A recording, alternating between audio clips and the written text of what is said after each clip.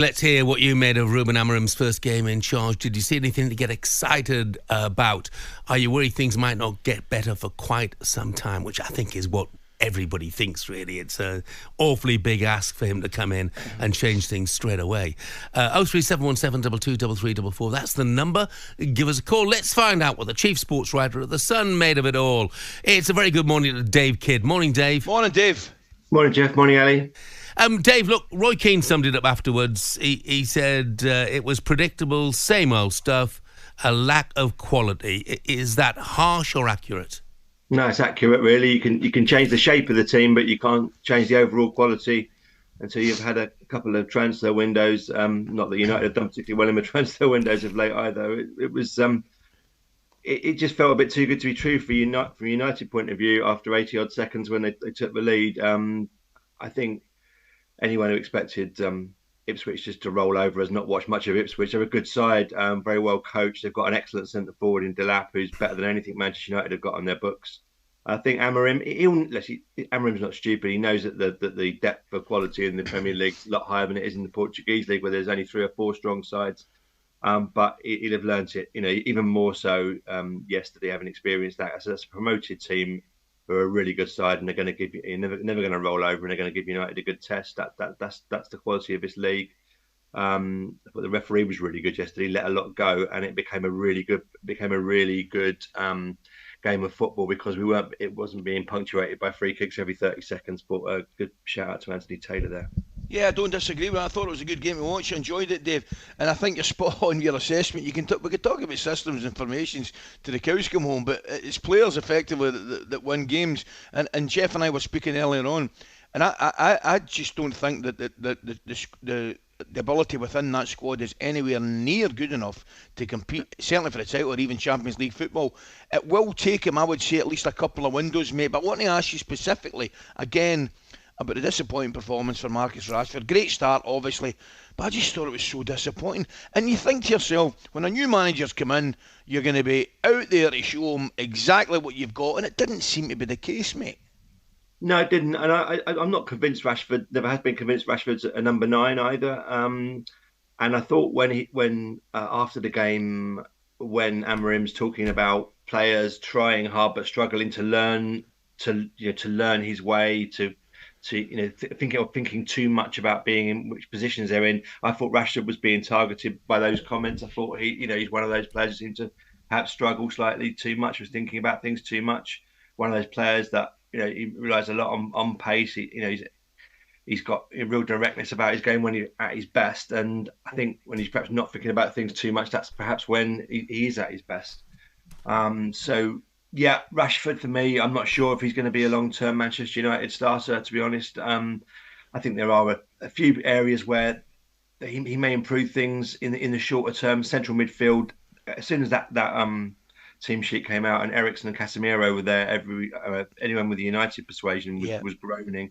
I think Ugarte and Mainu, when they're both fully fit, and I don't know if Ugarte, having gone to South America, is that the reason why he didn't start yesterday? Those two will give it a lot more legs in the middle, and they need that if you're going to play a central midfield too as well. So, and there's 3 centre halves to come back as well. So there's the possibility of some improvement in the short term, but I don't think enough. Well, I think, Dave, that's the positivity, isn't it? Though, Kobe Mainoo back on the bench, Luke Shaw. Yep. Suddenly, the missing man, he's back. Mason Mount's on the bench, Turan Malacia's on the bench. It's looking like United, from a Ruben Amorim's point of view, at least he has a bit of a squad to work with now. Yeah, it's amazing how a new manager gets players off the treatment table. I'm not sure if Ali's the ex-pro among us, if he's aware that that's a common phenomenon. It seems to be. But when the England manager didn't turn up for international duty last week, Thomas Tuchel, then half the England players didn't either. So it's a strange one, that. But they have got some quality. Shaw is a player that England missed badly.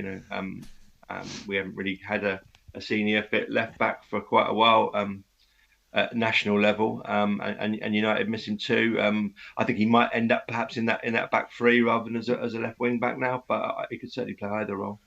What do you think is a good position for them, or a good season for United now, Dave? It's an interesting one because I think it's a strange league. Liverpool, the only team doing it consistently. You think that fourth place shouldn't be impossible, but I think it's very unlikely. Yeah. I think fourth would be a great season. Fifth or sixth, probably more realistic, and quite possibly lower than that. Dave, thank you very much. Thanks, indeed. Dave. All the best. Let's get a United fan's perspective on what happened yesterday, shall we? Sam is that United fan. Morning, Sam. Good morning, Sam. All right, lads. Yeah. What did you make of it? To be honest, lads, the first 15, I thought I was going to see a new United side. I put my trust in Amorim, and it's just the same again, lads. It's a disappointing draw for me. Got to be a bit early though, Sam. Surely you've got to give him a little bit of time. Well, you can say that, lads, but I don't know. It's just not the United that I've grew up watching, and it's starting to get disappointing. Some of the players, like Rashford, for example, it just doesn't look like he even wants to be on the pitch anymore. He scored the goal, but after that, was he even on the pitch, boys? Nah, his body language didn't look good, I'll grant you that. Do you not think it'll take him a couple of windows to get his own players in though, Sam? Well, yeah, but I don't even... What's the aim at the minute, boys? Is it top 8? We're mid-table. Yeah. It's just, I don't disagree with that. Yeah. Sam, thank you very much for the call. Let's take another very quick caller. George, morning, George. Morning, George. Morning, guys. How are we both? Yeah, Fine, we're fine. You sound a bit down. Good. No, I'm all right, actually. I just said to the guy just then, you might lie, I kind of see this as a bit of a positive. I mean, we've been rubbish for 10 years. These players have done it over and over again. A new manager comes in, and all of a sudden they get a little boost, and you learn nothing. All you learn is that they want to turn it on when they feel like it. But they're not good. They haven't been good. I mean, Rashford has stunk the place out for 2 years, essentially, and I love the guy. But I think winning yesterday, what does Amorim learn from a win? Oh, the players did so well, brilliant. But, he actually come in, he's seen us play how we've been playing for 2 years, and it probably is a bit of a lesson for him on what he needs to change and what he needs to do. I had no expectations going into it. It was exciting, but what do you learn from a 4-0 win? I think the loss or the draw, Amorim knows where he's at and knows what he needs to do with the players.